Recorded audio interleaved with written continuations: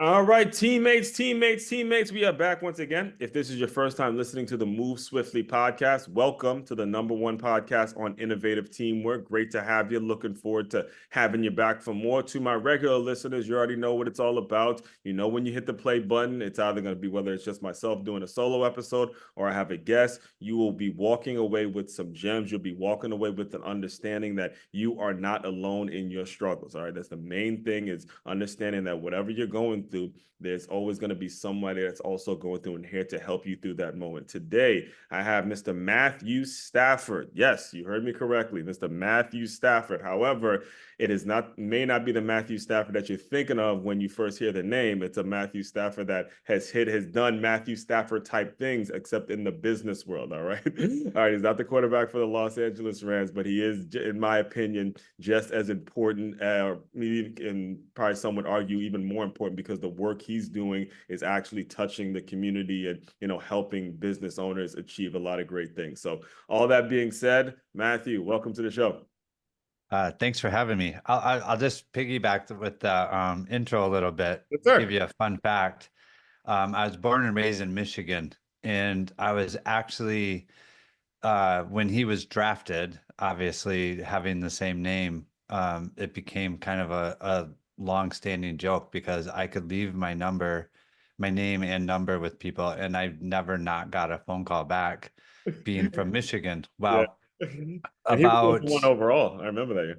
Yeah, well, now it's been 5 years ago, I moved to LA, Oh, no. and he was still the Detroit Lions quarterback, and Right. 6 months later he got traded to the Los Angeles Rams. So everybody joked around that he was following me, and I actually had called and left my name with the plunge company where you do like the cold plunge. Yeah.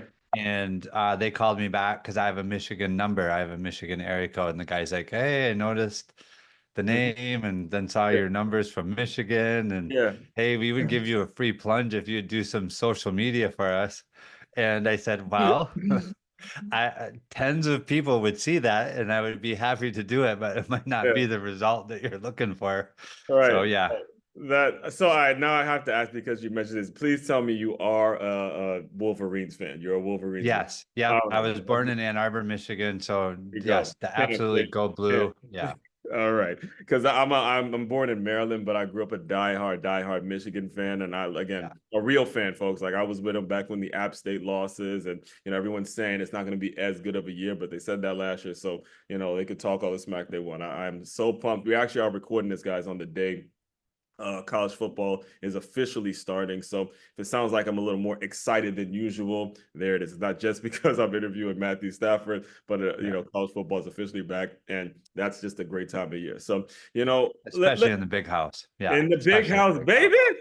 Man, and we're in Florida. I am in, but we're recording this. Both of us are in Florida now, and it is a religion out here. It is a big deal out here in Florida. So, let's get into your story, because I was listening to you on several shows, and you have achieved a lot from an entrepreneurial standpoint. You've achieved a lot in your business. You've been burnt. You've had some incredible highs, some incredible lows. The company, it's build, scale, grow, correct? Build growth scale. Yep. Yeah, build, growth, scale. You've achieved a lot, and it didn't come without trauma, growing up. And you spoke a little bit about this on previous shows. So I think the best way to kind of start off the conversation is go back a little bit, talk about your background, some of the hardships that you may have faced when you were growing up, and then, what led you into, getting into that pavement company, and then what you learned and all that kind of stuff.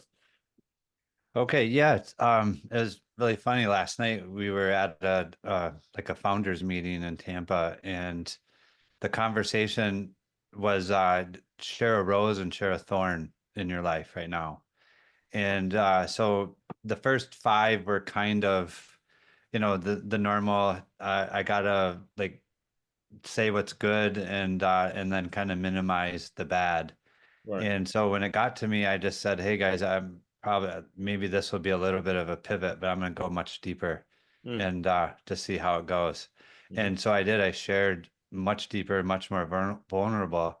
mm, I have not talked to my mom on the phone in 13 years. Her mm, whole different range of events. And the night before on Tuesday night, I'd end up talking to her for an hour and a half, and it's a beautiful conversation. And so I shared that um, with the intention of like being very real and honest and vulnerable. Mm-hmm. And the rest of the night for everybody, they said that it changed their level of connection, the amount that they were willing to drop the mask and do these different things. And so I genuinely believe that I have no secrets. I will tell the good, the bad, and everything. Most of the lessons that we learn are from when we do get kicked and we're down, and we have to figure out like whether it's worth it to get back up again. And then every single time it is. Mm-hmm. Yeah, you know, well, first of all, I appreciate your transparency and your vulnerability because again, like you, there have been situations where I have seen my mother in a domestic abuse situation, even if it's not a physical one, the sometimes maybe the arguing, certain things that you see as a kid that you don't understand and you don't know how to necessarily cope with. And you know, when you're growing up in a household like that, and again, like you, I am a pretty big Tony Robbins fan because I went to his event, and you know that's Yeah. what built this podcast was that time. When you're going through those things though as a kid, how do you, as you reflect back on it now, how do you sort of look back on it and say, say, how am I going to move forward?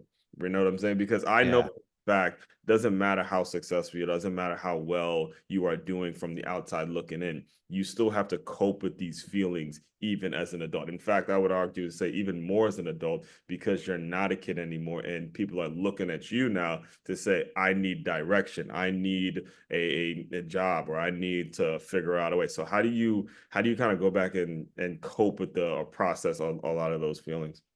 Yeah, so essentially you have to become aware of them first. Mm-hmm. Uh I think the majority of my life I just kept thinking, oh, bad luck, oh, this happened, Mm-hmm. oh, I made a poor decision here.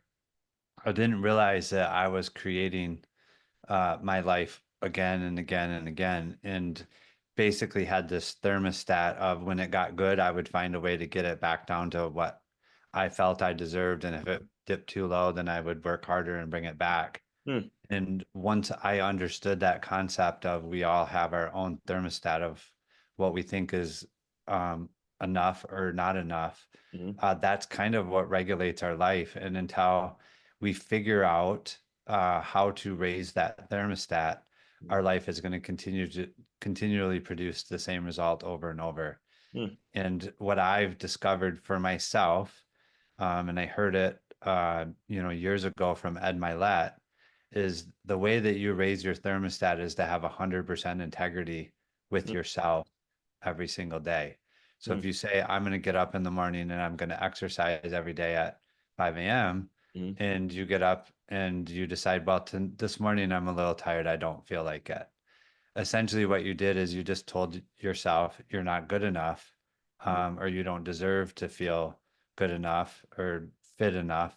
And so your brain is literally using all those times that you don't hold your word with yourself as confirmation mm. for the coping mechanisms that we developed when we were younger in those situations. And you mentioned another great thought leader too, Ed Milet. It's so important that we get a coach or get a mentor, get someone that can call us out on our shit, right? Because too often do when you the example you just shared, too often do people justify these things, right? Oh, it's Yeah. raining, I'm sore, you know, and then there's going to be hundreds of people saying, yeah, you don't have to work out today, you don't have to do that little thing. But when you say 100% integrity with yourself, I think especially you listeners, you have to grab a hold of that. All right. You have got to hold yourself accountable as much as possible. And anybody that's pushing you in a direction where you are no longer holding yourself accountable, you're no longer getting out of your comfort zone. That is a very dangerous, dangerous place to be. There's nothing good that's going to happen for you in the comfort zone. I'm just giving it to you real. It's not going to happen. So, you know, Yeah, I've oh, go ahead, go ahead. I feel like we need that controlled tension. So Yeah. I do a cold plunge every day, and people say, "Oh, that's crazy," and I'm like, I understand it is totally crazy because no matter I've already done it several hundred times, Yeah. my mind never goes, "Hey, let's go get in the cold plunge and do that. That would be fun." Yeah. Ever. That's, It's literally every single time it tries to talk you out of it. yeah. But mentally, I know that that story, Mm-hmm. and I've had that story in a bunch of other areas of my life. And since I've started doing that in the morning, Mm-hmm. uh, all these other things that I put off, I don't put off anymore. I'll go, oh, that's gonna suck. Well, I might as well just get it done, and Mm-hmm. I get it done. So Nice. it's literally brain training of having that integrity of I said I'm going to do it. I know it will be uncomfortable. I'm going to do it anyways. How long have And you been doing it for? now probably 6 months. Oh man, Yeah. what got you started on that? It's funny, I was looking at him when I was out in California, like I said, and called him and almost got a free one. But I finally pulled the trigger here Mm-hmm. when I moved to Florida, and I would never go back. I originally did it because I'm 53 now and thought Mm-hmm. like I want to keep exercising hard and get rid Yeah. of the inflammation. So I Yeah. did it as a health benefit and didn't realize that the real benefit was the mental strength that you develop over Yes. time with it. It does, yeah. Well, I'm currently training for a marathon, and out here there's a gym that has the cold tub and the sauna, and every Yeah. Saturday they do a free run, and I jump in that thing, and I'm getting to like 4 minutes, but I try to add every week and stuff like that. But it is definitely something. It's Yeah, something, yeah, yeah. especially when you're talking about your body recovering, and if you're going to be working out regularly, these things you have to be maintained, especially as you're getting up there in age. So let's kind of get back to your business or the way you transition. So, Sure. as you're going through your teenage years, and obviously you're being raised in a very hostile household, what were those 4 years for you like when you're, going through teenagers and all the things they're going through, and then figuring out how to make that transition into adulthood? Well, yeah, in full transparency, most of that period of my life I blocked out. Mm, Don't have a ton of memories from it. In fact, going through the conversation with my mother the other night, it certainly brought back a bunch of things that I had just I'm when she said it, I knew it was true, but I hadn't thought about it mm, literally since I was that age. I would say that for anyone to get any benefit from the conversation, mhm. I would say, I'm trying to really think about how I can articulate this so that it matters. We think that those things that we blocked out are our own fault or we're ashamed of them. Mm, And what I realized the other night talking with my mom is there was no reason for us to be ashamed of the things that didn't go, the way that we would have liked or the way that we planned, because we didn't plan those and we didn't create those. mm, And and I think that that holds us back a lot of times because we're afraid that if we share those things or if we talk about the things about ourselves that we think are mm, um, not okay, that people will reject us. And it's just really not true. The more that we can share what's true for us, that's actually where we create the connection. right. And I've realized over the last 4 years, the more vulnerable I am in the entrepreneurial community, the deeper, better connections that I have. Right. And my thought process around that, because I actually optimize websites and use data and Hmm. very analytical for my work. Right. As I started my healing process, I started being very analytical about that process as well. Hmm. And what I realized, the more that I share in the entrepreneurial um, arena, Hmm. that a lot of other entrepreneurs have the same background. Exactly. And so I Right. thought through that, like, what is trauma? And it's really just a feeling of loss of control. Yeah. And if you think about it, in business, when are you actually ever in control? You're always Mhm. iterating and changing. And so you're never in control. Right. Right. And so, in order for us to be in that environment and function and actually choose to be there, Mhm. we have to have some sort of coping mechanism for trauma. Right. And so it makes sense that we came up with that when we were younger, being in that environment that now we can survive. Hmm. It's not necessarily a healthy coping mechanism, but once we are aware of it and we can turn it to a healthy one, the business then thrives. So Hmm. I would say that connection and business and all of that, um, will explode the moment that you realize the things that you're afraid to talk about when you talk about them, Hmm. you have zero reason to withhold that. Yeah. And it really creates true connection quickly. I think that's so valuable what you just shared because currently I teach at this school named the Center for Creative Education, and there's a ton of broken homes, ton of families, ton of mothers that are just trying to figure it out, and they don't. Again, they feel alone, they feel tired, they don't know what to do, and what you're sharing essentially is about being as transparent as open as possible with your child. So if things do go fall astray or whatever, they're always going to come back to you. You know, you're 53 years old and you said it's been 13 years and you finally called her and it was almost like, it's not like she's going to reject you or anything like that. But Yeah. showing that unconditional love to your children, you have no idea. It absolutely saves lives. And it doesn't matter how old they get. If you show them that unconditional love, they will. I mean, the Bible says this actually, you train up a child the right way, they will not depart from your ways. And, you're living proof example of that because especially and you may not even I'm not sure if you even look at it like this, but even what you went through in the business world, because I was listening to you on a previous show and you had contracts with certain people when you were in the was it the pavement business and stuff like Yeah. that. You Yeah. had actual contracts and you weren't paid, and Yeah. situations were going where it's like, hey, I'm doing the work and all of a sudden you go sell the company to somebody else and we have to scramble and all that. So speak on that a little bit because like you mentioned, and you actually just taught me something when you were talking, is you're right. When you're in business, you actually are not in control at all. And it's kind of difficult to admit that because you get into business because you want control. You don't want that 9 to 5, but then you get in the business like for real and you realize I have no control at all. So, speak on that a little bit, man. Yeah, it's really honestly a perception.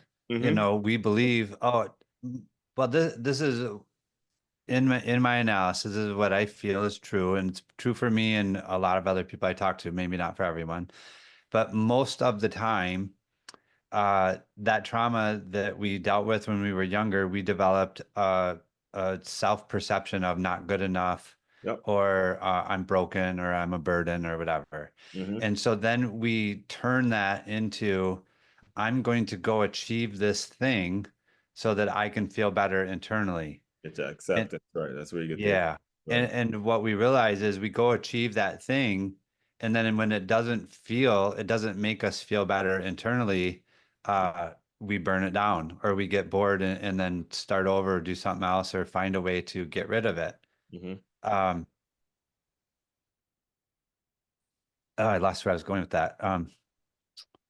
No, I was well. I'll make sure I help you out because Yeah. yeah. Well, when you're going through because y- now you got to remind me now. Did you buy into the pavement company or how did you get No, that no, job? no. How did Yeah. yeah that was good. Yeah, so for me, as a kid, I just worked really hard. Ended up, what we did is we traveled all over the country, pouring in parking lots, and doing 3D paving for big facilities like Menards and Walmart and This distribution was centers. all through like your 20s or like Yep, 20s and 30s. okay. Yep, all the way up till I was about 40 years old. 2008, we did a Walmart in Saline, Michigan.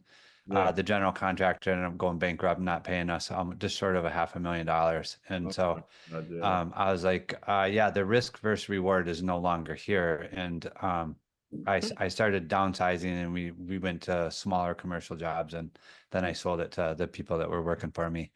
But yeah, in that journey, again, you realize that no matter how much success that you have, that's not going to make you feel better internally.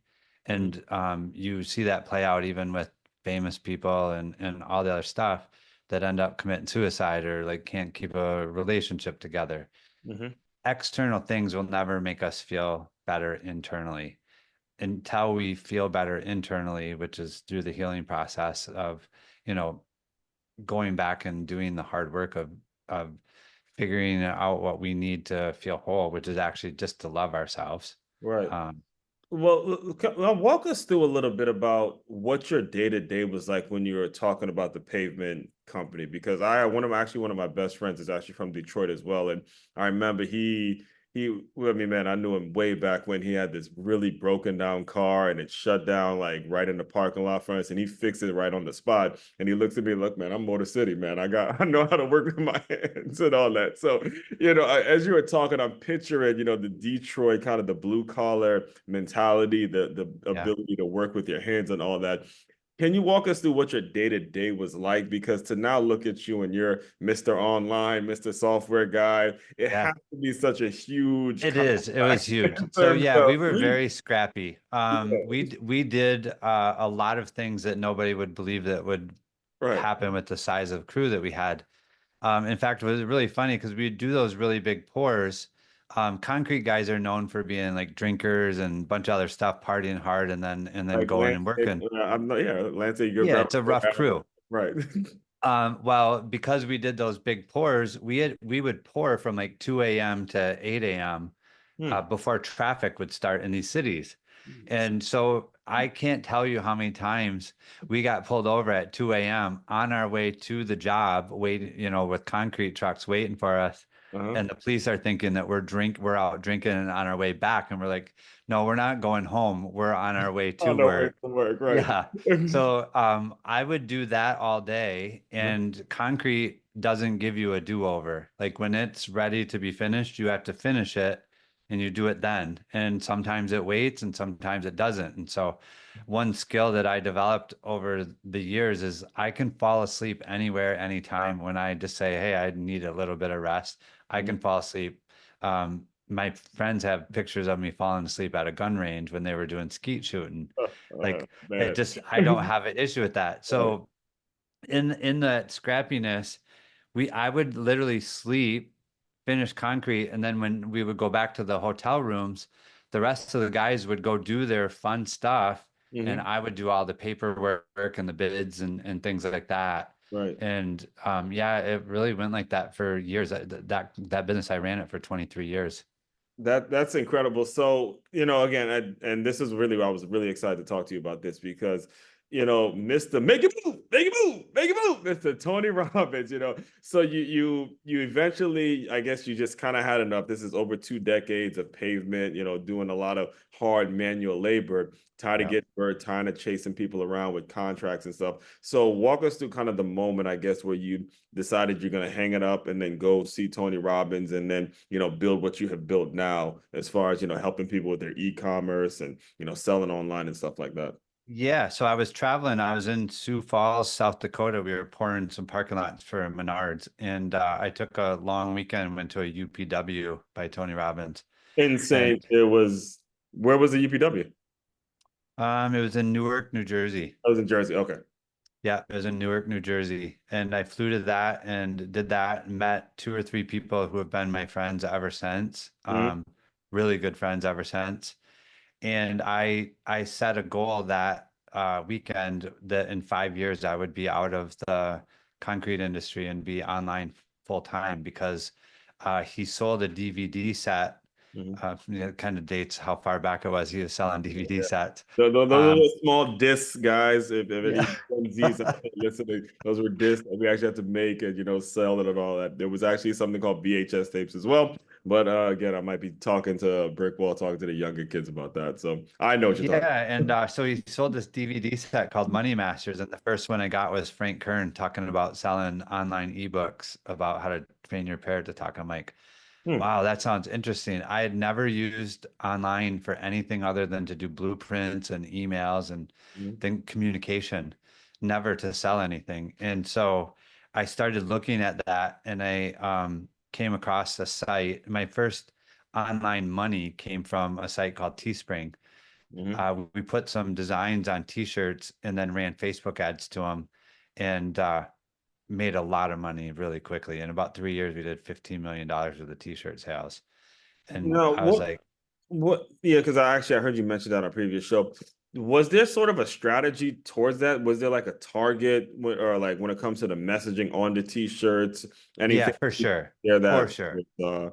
that Yeah, I got very analytical and figured out how to scrape names hmm from the Facebook IDs. And so I was able to create some name shirts. And the one that I did that really hit and is the first one that I ever made a lot of money with was it was Schmidt Happens. And I targeted all the people with the last name Schmidt instead of and so it Wow. was it Wow. was There were pieces of what you have now already. You were seeing it. Oh man. Yeah, yeah. that's excellent. Yeah. And so that first shirt, I put it up and started running some ads to people with the last name Schmidt. Mhm. And within 24 hours, I had made about 40 grand. And I thought, oh my word, this is crazy. Wow. Um, I didn't do anything other than run a few Facebook ads Mhm. and made, a month's worth of income easily. Right. And at the time, and I just thought like, yeah, there's something here. And that's when I got really excited about it and just started pursuing that Mhm. and slowly basically sold off my brick and mortar, you know, investments or, the businesses that I had and went full time online.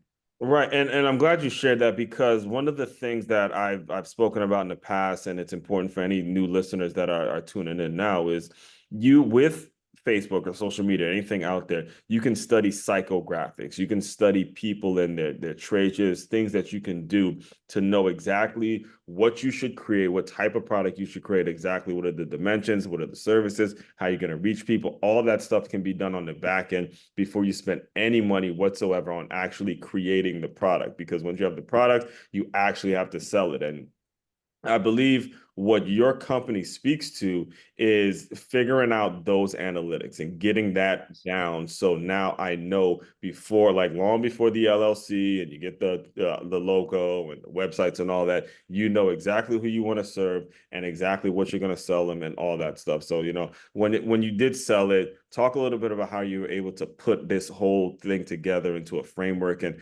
package it now to something that business owners can now benefit from. Yeah, I think data data is available to all of us now, and it's Yes, getting yes, better yes. and better. Right now with AI, it's changing astronomically. So I think that there's probably never the way that we had to do it was very difficult and it Mhm, required a lot of work. There's probably never been a better time that I could even imagine. mhm. Um, in the world to be a business owner as right now. Like it is truly a blue ocean. Yes. And I believe that people who think like, oh, it's saturated, all that, like I will tell you flat out, every single time that we've had really good competition, it only made us better. And it only validated the market that if there is competition, it means it's something that people want.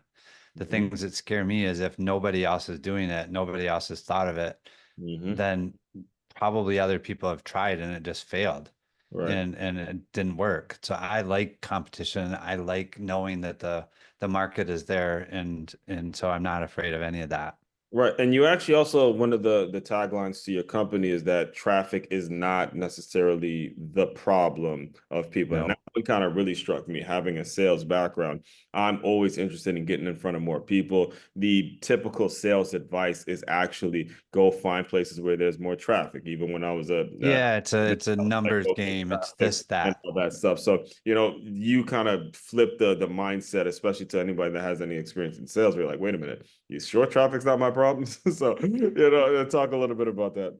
Yeah, so I'll give you my realization is like the average if you look at your average closing ratio if you're in sales or if you look at your average sales conversion on a website Hmm. it's in the low single digits. Absolutely. Typically 2-3% in e-commerce. Hmm. Hopefully if you're in sales like your closing ratio is more, but everybody thinks like, oh, okay, I need to go get another 100 visitors for 2 or 3 more sales. And they focus on that. And what I said was, hang on a minute. I had 100 people come to my website or I had 100 phone calls and 97 of them left, didn't do business with me. Yeah. They raised their hand and said that they were interested in what I had. I just wasn't compelling enough to close more sales.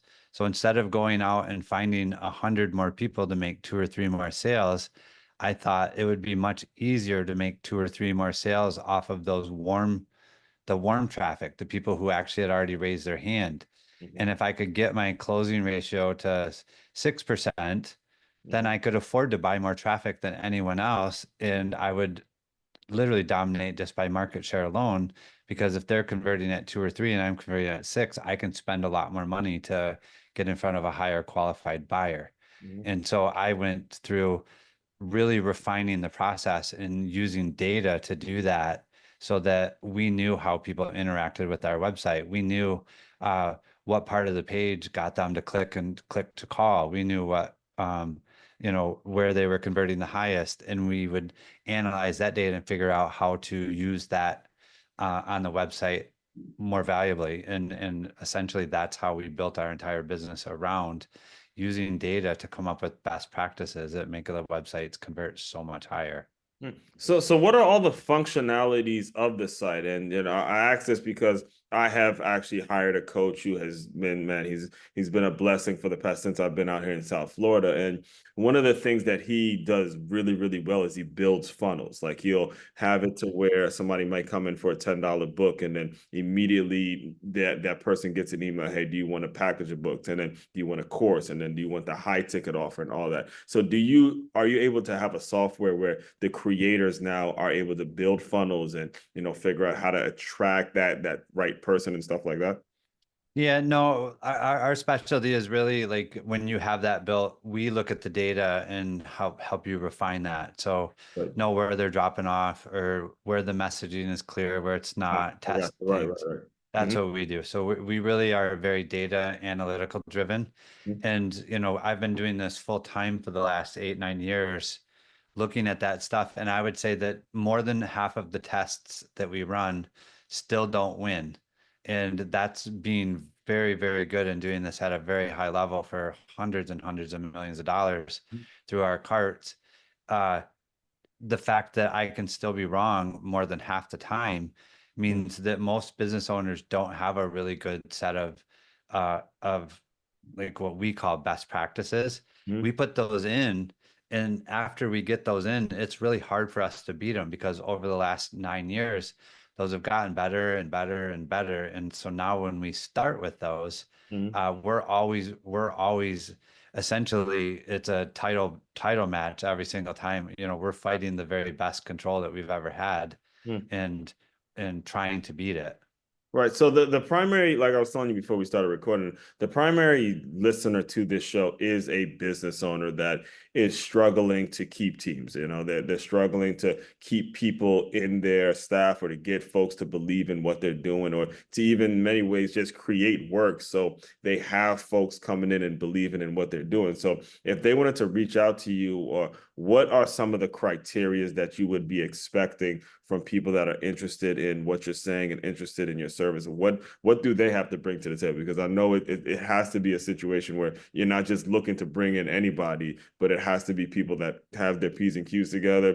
This is what I want from have vision for the company and all that. Yeah, I would say that a lot of what you and I have already talked about is going to get them to that level. Right. If you can be transparent with your team, Yes.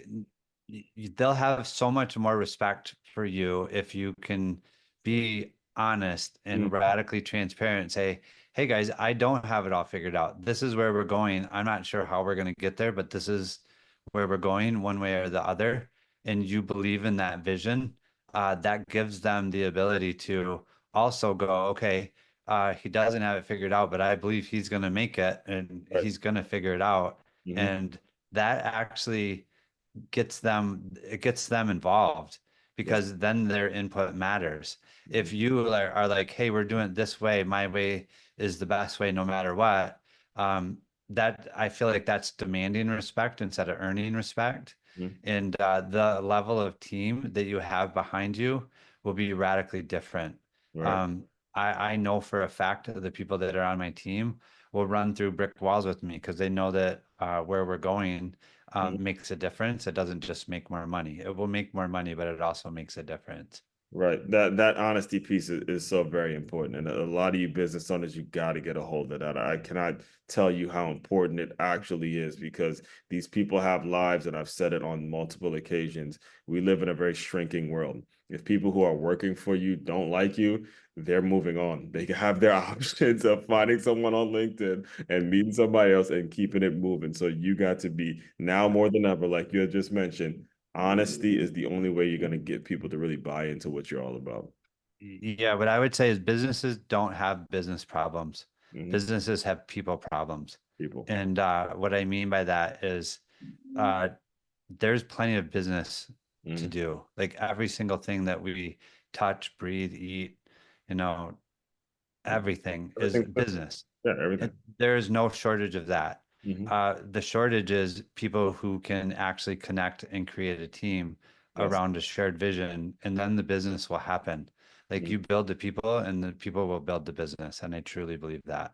Right. And that's regardless of title, regardless of entry level, regardless if you have an input, you have got to give these people a voice because you just never know. You just never know. I mean, I'm 1000% sure you were doing, running your concrete business. You would have never realized, hey, now I'm Mr. Sit behind the laptop and study analysts and study and make sure Right. but that input and having that experience, it translated actually really well into the world that we're currently living in. So because you, like you mentioned, you did the paperwork, you weren't just out there drinking and then, all right, look, I'm going to go put some concrete. No, I actually have to do the physical paperwork, which I'm just, as you're talking, I'm just imagining how tedious that shit was, So, yeah, I could only imagine what you had to go through during those times. So, I do want to be very respectful of your time, Matt. Can you just kind of tell people a little bit about what's next, how they can get in touch with you if they want to hear more, and just kind of put all that stuff out there now? Yeah, for sure. If you are looking to have your website convert higher, make more sales from the same amount of traffic, our website's buildgrowscale.com. My email is matt@buildgrowscale.com, so you are welcome to email me, and I'd be happy to have a conversation with you. I genuinely get a lot of fulfillment out of that, so I don't just say it hoping that I'm not just saying that and then you'll never hear from me. If you send me an email, I see those emails and I will respond. Absolutely. And all of that will be included in the show notes as well. So, Mr. Matthew Stafford, last thing I do to close out all the shows is I want you to use your imagination a little bit. You are back to, I guess you're back to, putting concrete down. You're getting shafted by people. You're getting burnt. You're dealing with a lot of transition. Pretend that that version of Matthew Stafford has come into the Zoom room. Give him some words of encouragement, and we will officially close. Yeah, I mean, you might be bitter and losing faith in, the system, but just know that you're a lot closer to success than you realize if you keep going. On the other side of what you're avoiding is everything that you've ever dreamed of. Amen to that. And if this is your first time listening in, I'll explain to you the reason I close out the shows with that question is because if you are specifically in that situation, we're here to serve you. We're here to help you. We're here to just, make again, like I said at the beginning, like I said, to open up all the shows is understand you're not going through it alone. This was a big world out there, and there's always someone here that is going to support you in wherever you are in this particular season of your life. So, fellow teammates, continue to move swiftly. We will talk more soon.